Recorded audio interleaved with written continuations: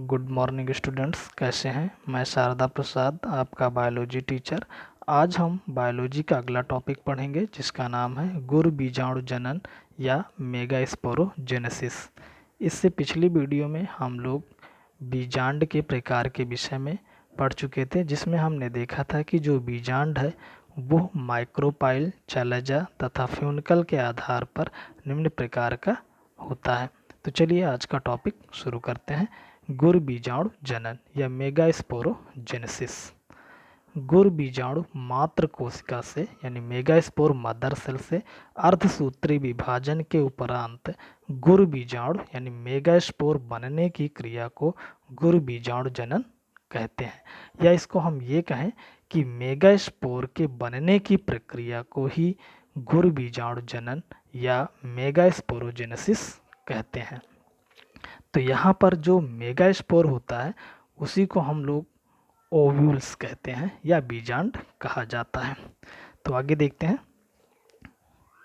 बीजांड का परिवर्धन बीजांडसन, जिसे प्लासेंटा कहते हैं, की सतह पर एक छोटे से शंक्वाकार भाग के रूप में होता है। यानी कि जो बीजांड होता है जिसे ओव्यूल कहा जाता है या इसी को मेगास्पोर कहते हैं, तो इसका परिवर्धन यानी जो विकास होता है वो प्लासेंटा की सतह पर होता है और एक छोटे से शंक्वाकार भाग के रूप में होता है, जिसकी समफ्त कोशिकाएं मेरिस्टेमी होती हैं।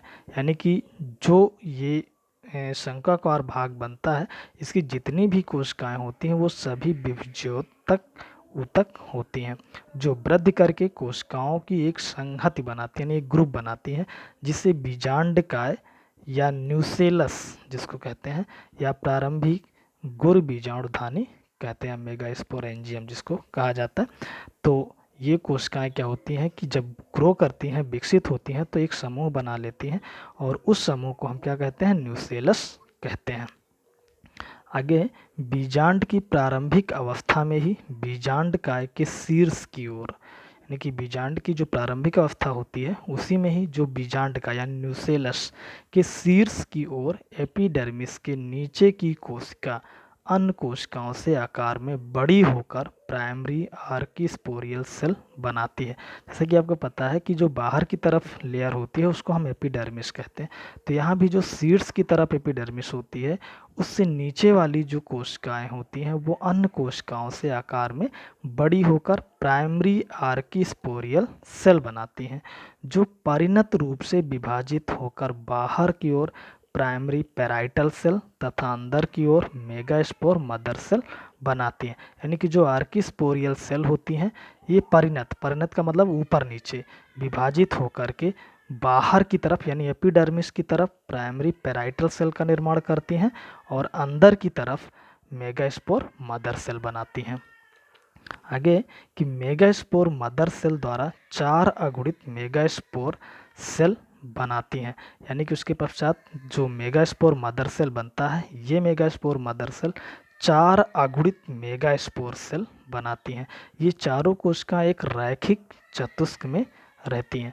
तो 4 जो बनती हैं उसमें से ये चारों एक लीनियर होती हैं, मतलब कि चारों एक रेखीय क्रम में लगी होती हैं, तो रैखिक चतुष्क जिसको कहते हैं।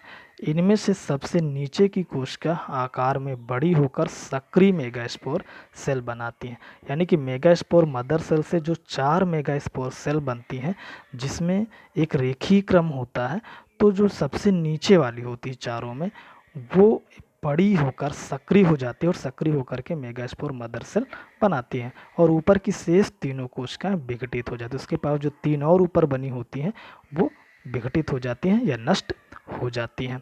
आगे, सक्रिय गुरु बीजाणु कोशिका भ्रूण कोश या फीमेल गैमेटोफाइट में परिवर्धित हो जाती है। यानी कि जो मेगास्पोर मदर सेल नीचे की ओर बनती है ये बाद में भ्रूण कोश जिसे एम्ब्रियो सैक कहते हैं या फीमेल गैमेटोफाइट कहा जाता है में परिवर्तित हो जाते हैं। तो हम लोग इसको डायग्राम से भी देख लेते हैं। तो यहाँ पे एक डायग्राम दिया गया जिसमें दिया है भ्रूण कोश या स्त्री युग्मकोद्भिद का वर्धन।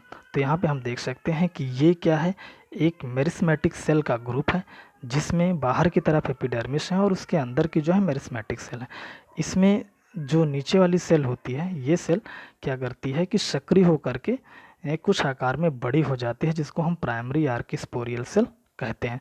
बाद में ये आर्किस्पोरियल सेल जो होती है ये पेरिक्लाइनल डिवीजन करती है और उसके बाद यहाँ पर ऊपर नीचे मतलब कि देख सकते हैं कि जो सेल बनती है रेखीय क्रम में, जिसमें बाहर की तरफ पेराइटल सेल होती है और अंदर की तरफ स्पोरोजिनस सेल, और स्पोरोजिनस सेल जो होती हैं वो मेगास्पोर मदर सेल का निर्माण करती हैं।